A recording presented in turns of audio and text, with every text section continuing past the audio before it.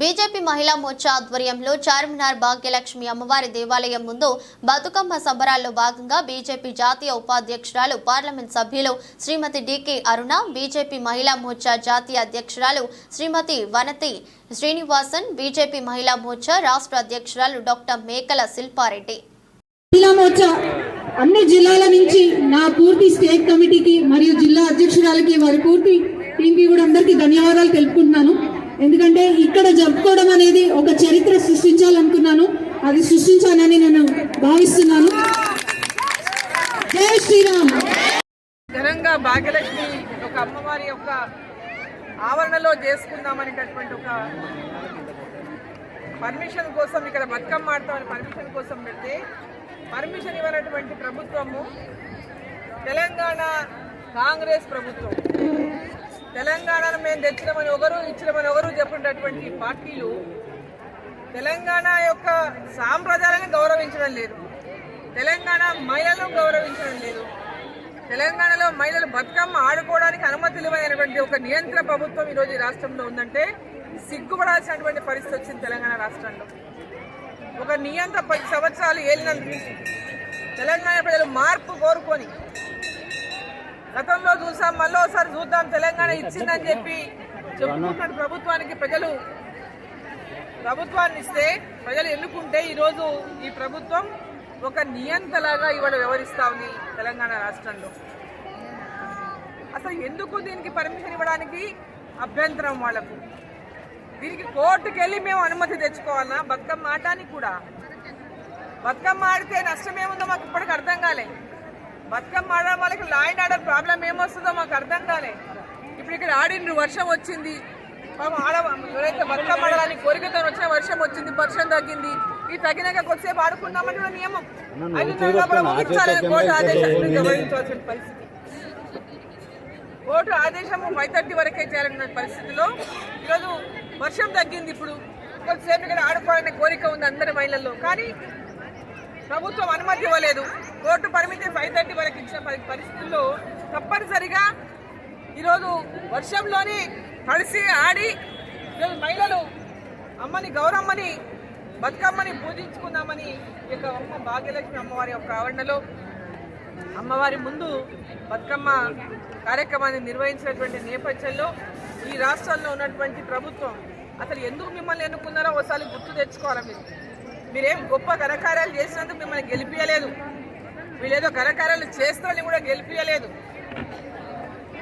గతంలో ఉన్నటువంటి TRS BRS ప్రభుత్వం మీద వ్యతిరేకతతోన వాళ్ళ నియంత్ర ప్రభుత్వాన్ని, వాళ్ళ యొక్క రాక్షస పాలనను, వాళ్ళ యొక్క కక్ష సాధింపు యొక్క పాలనను వ్యతిరేకిస్తూ ప్రజలు తీర్పిస్తేనే కాంగ్రెస్ పార్టీ అధికారంలోకి వచ్చిన విషయాన్ని గుర్తుపెట్టుకోవాలి కాంగ్రెస్ ప్రభుత్వం.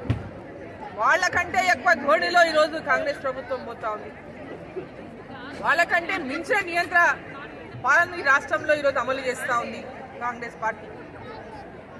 అమ్మవారి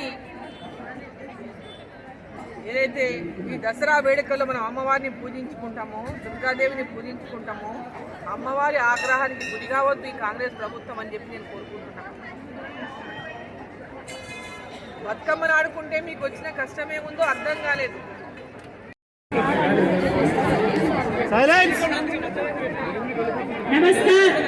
నమస్తే వణకం టు ఎవ్రీవన్. మహిళా మోర్చా స్టేట్ ప్రెసిడెంట్ శిల్పారెడ్డి గారు, అవర్ ప్రభారి అండ్ ఎమ్మెల్యే రామచంద్రరెడ్డి గారు, Padma Veerapineni Mahila Morcha NEC member, Nalini our NEC member and ప్రభారి of Telangana, and all dear sisters, state office bearers, district president, all our sisters.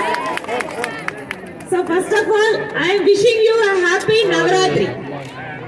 And additionally, now really you all are a symbol of this Telangana culture. So this Badukama festival, it is a tradition and cultural identity of Telangana. I am very happy to participate in this Badukama festival. And as Ramachandra Reddy garu was saying about, never BJP wants to mix religion with politics. We are here to celebrate our festivals, that too with all this cultural identity, with a large gathering of women. So our constitution has guaranteed the freedom of expressing our religious identity and as well as guaranteeing our safeguarding the religious freedom. So here, even though the state government denied permission, Honorable High Court has given a direction and also as well as the permission to celebrate this festival. So ultimately the constitution, now it is protecting our fundamental rights. So in that way, just I am wishing all our sisters the last 10 years, crores of women of this country are getting the benefits for their basic necessities and as well as for their economic empowerment.